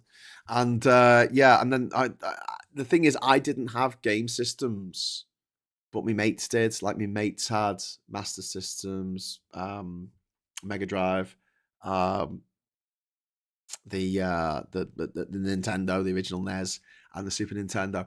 But I did get an Amiga when, was it 1991, I think, with it was the Cartoon Classics pack that came with Lemmings. It would have been 92 maybe. Lemmings and Bart versus the Space Mutants, which was shit, and Captain Planet, which was even shitter. The Amiga was just fucking manna from heaven. And then from the Amiga, the family computer, which was a 286, they started to get more games for it. Because don't forget, like in 1990, there were like no games for PCs. It was like point and click adventure games. You could get like Monkey Island. That was about it. But yeah, PC gaming really came into its own after Wolfenstein, and then Doom. Doom really set things off for PC gaming, and and then we never looked back from the 1990s, I guess. But when I was at uni, one of the lads I lived with had an N64, so we played GoldenEye to death on that thing because it was just fucking magnificent. And then I did get. I got all the Game Boys, so I got a Game Boy Color. I got a Game Boy Advance, a Game Boy Advance SP, which is great for traveling with. It was the compact one. Used to fold. That was a great little thing to travel with. Mario Kart on that. I also got a PSP. Someone bought it for me for a present. So I got a PSP, which was really cool. I played a lot of Grand Theft Auto on that, San Andreas stories and Liberty City stories. But then I don't know, it must have been around 20 years ago or something. I just stopped playing video games entirely because I just realized it was just taking up too much of my time, and I've got so much to do. My to-do list is just like absolutely oppressive. Whenever I'm doing something, even when, if I'm eating, I'm feeling guilty for eating because I'm not doing something that I need to get done. I've got so many websites to do. I've got so much stuff to write. I've got so much stuff to edit. I've just got this mountain on top of me all the time. So playing video games for me feels a little bit like, I'm wasting the short time that I've got on this planet. I don't know if it's an ADHD thing or maybe I'm just a twat, but it's one of the reasons why when I go, play some video games tonight, it's with you lot. It's with you lot because I'm like, oh, come on, let's play some video games so we can, and then I feel like I'm working in some way. I'm working because I'm creating content, and that's my job, content creation. Do your siblings have the travel bug like you do? No, not at all. My brother Mike doesn't really like traveling anywhere. If you're watching this, hi Mike. Really doesn't really like traveling. Doesn't like sleeping anywhere but his home. And my other brother, yeah, a little bit, but nowhere near. And my sister, when she was with us, didn't really travel much either. No, it's me. It's just me. I'm just the weird one, black sheep of the family. But I've definitely got the travel bug. I think it's a restlessness and an endless restlessness of wanting novelty all the time, and so I'm quite happy to wake up in in a strange place at a strange time, with a strange person. Lee Corner, that's why I don't play as much as I used to, even though I love it. Yeah. And the thing is, I get too obsessed because obviously a part of ADHD is also the hyper obsession with stuff, hence the Guinness World Records, I guess. I've got to go to every. It's not enough for me to go to some of the countries. I've got to go to all of the countries. So yeah, like that with a video game, it's not enough for me to play, every race on Super Mario Kart World. I've also got to find all the Peach medallions. I've got to find all the P pods to press down. I've got to complete all the little mini challenges. I've got to play as every character in every single different cart. But yeah, you get the percentage complete on Grand Theft Auto. That does matter because I'll get it up to like 99% and I'll just spend like literally weeks looking for the last like 1% of little mini game things that I need to find in Grand Theft Auto. So yeah, there we go. Love the Corel Vision. Oh my God, that's a blast from the past. I was never into Nintendo, never got Mario. I mean, I appreciate they're great games, but I love Mario Sunshine, Party, and Mario Kart, but it's all a bit toddler. I was never into Nintendo, and I never really got Mario, but you loved Mario Sunshine, Party, and Mario Kart. I think you're defeating your own argument there. It's fun. It's just nice, wholesome fun, isn't it? It's quite trippy, Mario. There's one Mario 3 where he has a leaf and then he can fly. Yeah, he takes a magic mushroom and then it gives him special powers. I'm sure I'm not the only person to make that connection. Yes. Who do you test for Dragarth? Dragarth? I don't know. Table assembled. Yay! Well done, Gallifreyan Wren, for assembling the table. I'm going to give you some confetti. Well done, Gallifreyan Wren! Yay! Table absolutely 100% assembled. Like the fucking Avengers. Boom! Right, we have got about 17 minutes until we start the State Opening of Parliament watch party. Do you want to? There's not much more to say about the whole Starmer situation. We've said it all. I'm not going to go back over that. Do you want to have a quick game of GeoGuessr? Do you want to have a game of GeoGuessr? I'm gonna put this in here. If not, you can go and come back at 11 o'clock when we do the next show. But if you fancy a game of GeoGuessr, just put in the poll yes. And if we get more people saying yes and saying no, we'll have a go at GeoGuessr. All right. Is that sound all right? Does it sound all right? Oh, lovely, isn't it? Oh, yeah, it's lovely. Well, I'll just get this set up while you're confabulating. Let's have a look. I'll need to just turn that on and then turn that off and then put this on and then yes, GeoGuessr. Yes. Yes, we've got 87% says yes. Oh, I like that. That's a good percentage. I like that percentage. That's a good percentage right there. Right, so what we're gonna do is we're gonna go there's Keir Starmer. No, I don't want Keir Starmer. We want to have it's not one of the options. Why is GeoGuessr not one of the options? What is happening here? Why are you not helping me? Why do you suck so bad? GeoGuessr, there you go. It's come up as an option now. It didn't for a while there, which sucked. The big one. Okay, right. So where were we? Oh shit, we've got to do something here. Hang on. Okay. It's known as itchy feet. Yeah, you want to get some cream for that. Okay, so I'm gonna just take us over to the show. Oh, actually, I need to stop this. I need to stop this poll. Right, guys, ladies, gentlemen, we are going to play GeoGuessr, I think. Qu'est-ce que c'est? Sorry. A little bit excitable today. Tickets to the finals in Berlin. I don't want the finals? What kind of finals are these?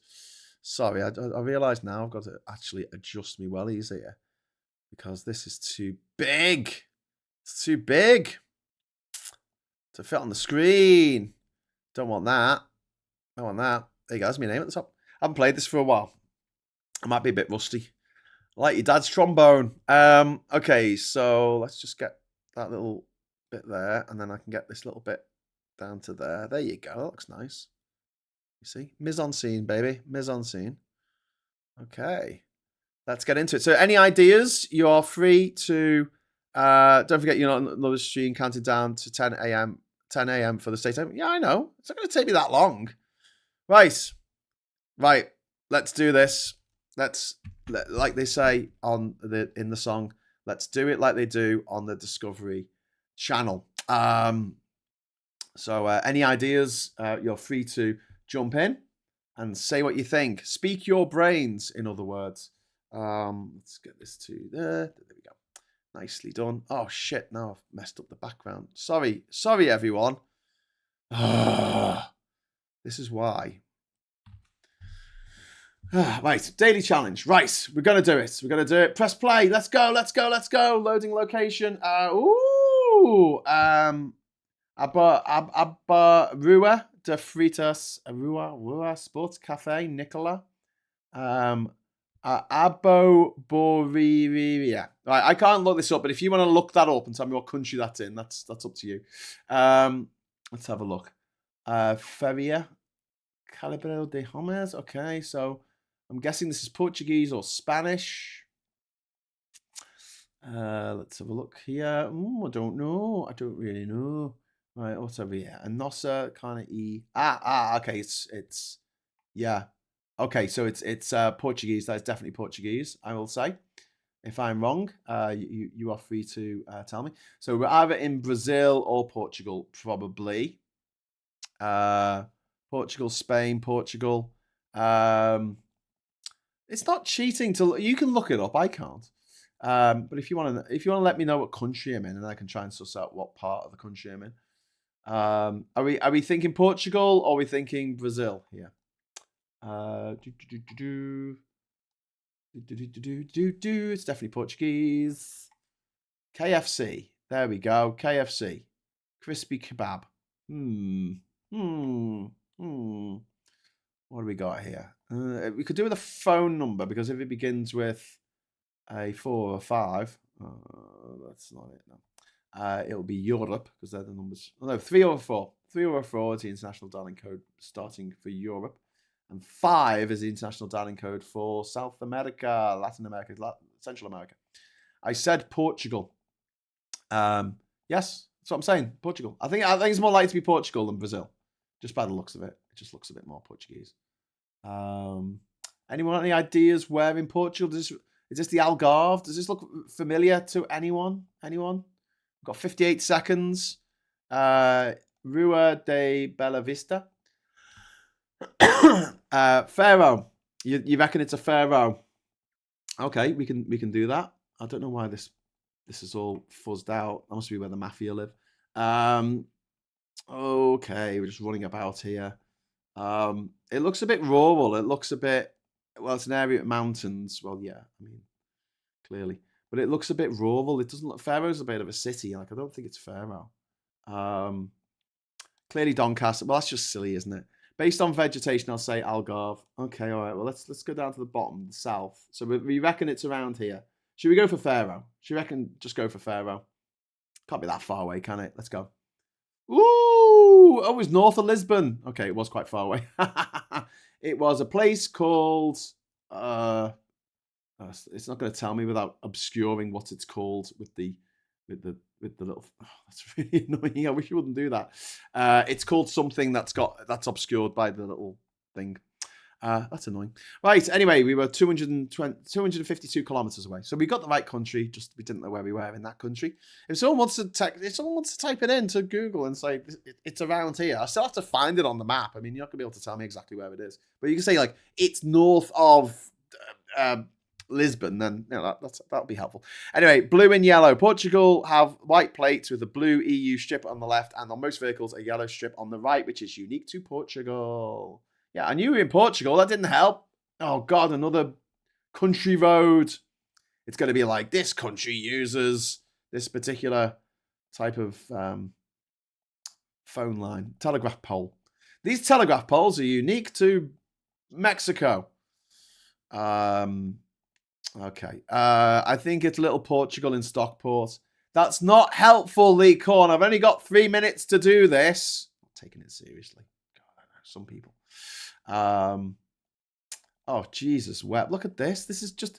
Don't put me on a fucking country track with no signs and nothing. What am I supposed to do? Guess where it is by the vegetation. Jesus Christ. What about this guy? This guy here. Is he going to let me know where we are? Where are we, guy, on the road? Oh, he's over there now. He's a quick runner. Ooh, okay. Ooh, all right. Maswati. Does anyone know Maswati? Can anyone help with Maswati? Is that something that is that something that means something? Maswati store. The place is coming up from Maswati is in Indonesia. Doesn't look like Indonesia. It looks like Africa to me. Maybe Madagascar. Don't know. Croatia. It's not Croatia. Oh, where are we? Maswati.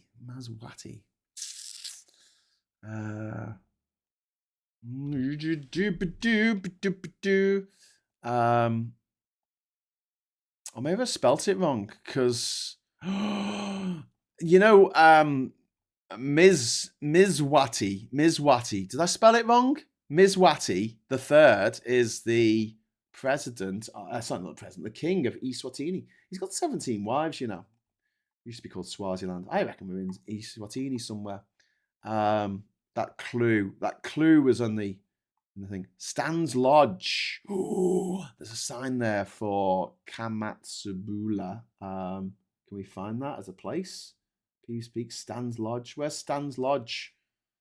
Oh yeah, I'm liking this. I'm thinking it's Swaziland, quite near the border with. I don't know. It looks a bit Mozambique, so it could be near the Mozambique border, or it could be near the border with South Africa.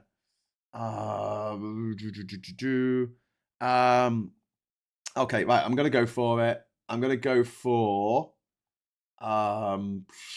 around here because it's deserty.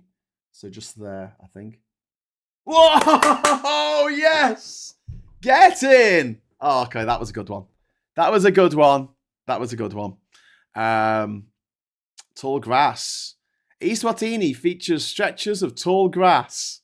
That's the hint. Oh my word. Okay, next up, what have we got? GeoGuessr. Oh, on a road. That helps. Oh, okay, we've got a sign. That looks, yeah, it's got a little smiley face there. This looks Japanese to me. So I think we're in Japan. If it has circles in it, it's Korean. If it's Chinese, but it has happy faces, yeah. Okhotski. Welcome to, okay. Abashiri. Does anyone know where Abashiri is in Japan? Does anyone know where that is? Anyone put me in the right direction? We want Abashiri. Someone can let me know where that is in Japan. You can tell me which island it's on. That would be helpful. If it's on Honshu or one of the other islands, that'd be helpful. A bash. Stan's Lodge is where Stan lives. Abashiri.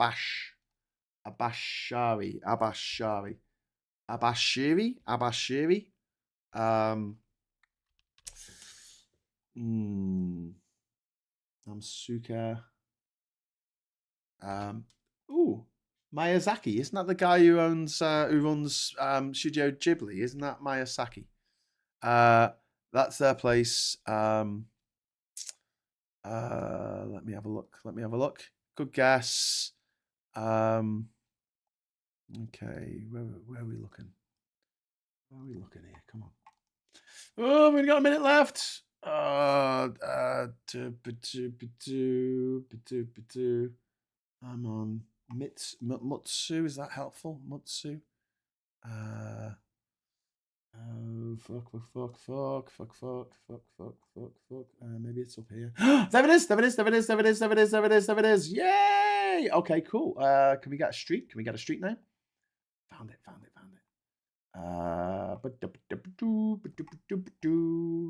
Yes. Straight in there. Oh, that's going to give me a street name. Give me a street name. Oh, that's all in Japanese. Why are these signs all in Japanese? It's not helpful. Why are these signs in Japan in Japanese? Oh my god. I want a road sign. There we go. What's this say?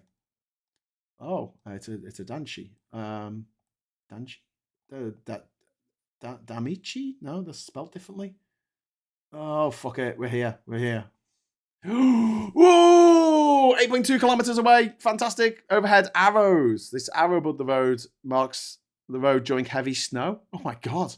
That's some fucking heavy snow you got up there. And is Googling... No. You can Google to your heart's content. You Google all you like. You can be my elves. You can be my elves sorting this out for me. And you know what? Let me get the country. If it gets the country correct. Francisco de... Oh. So we are 296 kilometers from Quito. So that's obviously Ecuador. There's Quito there. So we need somewhere that's 50 kilometers from Loreto. So we need to find Loreto on the map here. We've got Tenor on the map. Baz. So I wish we had measurements on here so I could see how long things are. Need to find any of those names. Well, obviously Quito is there. So Quito, and then it's going to be 50 kilometers from Quito. There's going to be a place called Bazia. Got it. There's Bazia there. Okay. So there's Quito, there's Bazia. So we're going this way. Lorento there. Okay, cool. That's 50 kilometers from where this is taken. So we're on this highway here. So we need to be 50 kilometers away. So let's see if we can see anything. There's a river there. Coca. Oh, hang on. That was a sign saying Coca, wasn't it? Yeah, there you go. It says Coca. There's Coca there. Fantastic. So we are on this road and we have just left Coca. So there you go. I don't know exactly where on the road we're going to be, but it seems that there is... Oh, actually, let's see if there's a... Santiago de Quito. There's a thing called Santiago de Quito, and it's just off the road. But that's showing the city limits there, isn't it? It's showing the city limits. Santiago de Quito. Got a few more seconds left of this. Oh, fuck it. We've got a thing to do. Let's just guess there. Woo! I'm sorry, but I was 32 meters from where it is. Oh, yes. 5,000 points. Okay, we've got to go over to the other show in a moment, so we're going to hurry the fuck up. Maybe just hazard a guess on this one. Where are we? OA Travel and Tours. OA Travel and Tours. Where are we going? Where are we going, my friends? OA Travel and Tours. What's that? ADEH. Yay. Oh God. Okay. ADE. ADE. That's a very strange way of putting your font together. Yutong. I'm thinking Africa. I'm thinking definitely Africa here. Oh, that's interesting. Ooh. That's for a party. Community health. Cannot be Canada Fund. Joint Women's. There you go. Abam Banzanga. Does someone have a look up where Abam Zanganga? Whoa, that rings a fucking bell. Is that not on the border with Zimbabwe? Sorry, Zambia. It's found here, isn't it? Abu Bazanga. Oh shit. Oh shit. Abam Bazanga.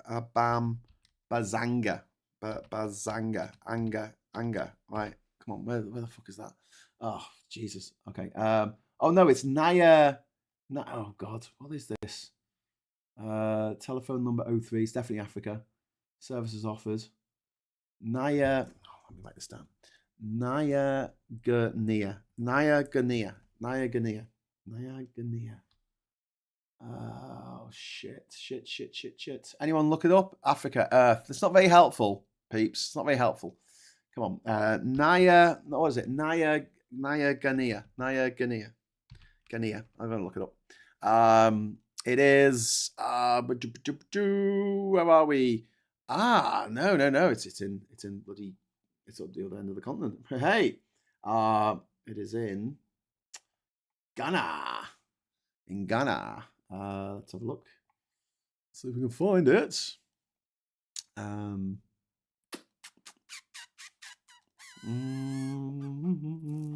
Running out of time here.